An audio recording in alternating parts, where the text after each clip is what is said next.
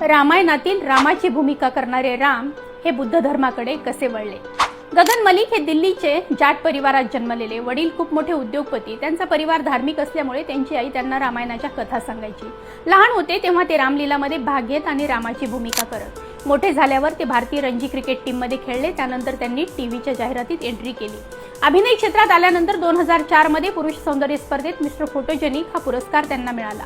त्यानंतर त्यांनी star plus मधल्या कुमकुम या मालिकेतून त्यांच्या अभिनयाला सुरुवात केली। 2012 मध्ये त्यांना रामायण या मालिकेत रामाची भूमिका मिळाली। या भूमिकेने त्यांना इतकी लोकप्रियता मिळाली की ही मालिका घराघरामध्ये पोहोचली। अयोध्येचे राम मंदिर बनल्यानंतर राममूर्ती प्रतिष्ठापना सोहळ्यात भारताचे पंतप्रधान नरेंद्र मोदीजी आणि उत्तर प्रदेशचे मुख्यमंत्री योगी आदित्यनाथजींनी गगन मलिक यांची आरती केली। पण 2013 मध्ये त्यांना श्रीलंकेच्या सिंहली भाषेचा एक चित्रपट श्री सिद्धार्थ गौतम यात सिद्धार्थ गौतम बुद्धाची भूमिका मिळाली। या चित्रपटाला आंतरराष्ट्रीय पुरस्कार मिळाला। श्रीलंकेत तर या चित्रपटाने रेकॉर्ड ब्रेक केले। त्यांना या पिक्चर नंतर इतकी प्रसिद्धी मिळाली की त्यांना श्री सिद्धार्थ म्हणून लोक ओळखायला लागले।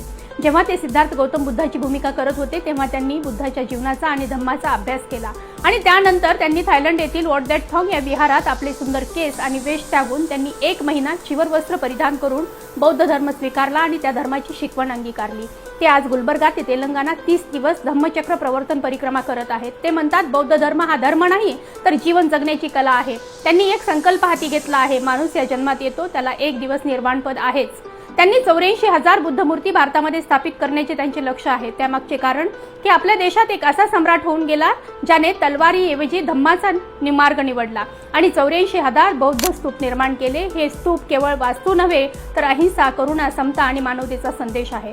84,000 स्तूप आपल्याला एक गोष्ट शिकवतात की खरी ताकद युद्धात नाही तर शांती आणि करुणेत आहे। एकीकडे युद्ध चालू आहे आणि दुसरीकडे गगन मलिक हे भारतातल्या बौद्ध भिक्षूंनाच नाही तर थायलंड मधल्या बौद्ध भिक्षूंना घेऊन 30 दिवस अनवाणी पायाने हा शांतीचा मार्ग जगाला देण्यासाठी पदयात्रा करीत आहेत। मग आपण युद्धाच्या बाजूने उभे राहाल का बुद्धाच्या बाजूने हे कमेंट करून नक्की सांगा व हा शांतीचा संदेश इतरांनाही पाठवा। धन्यवाद।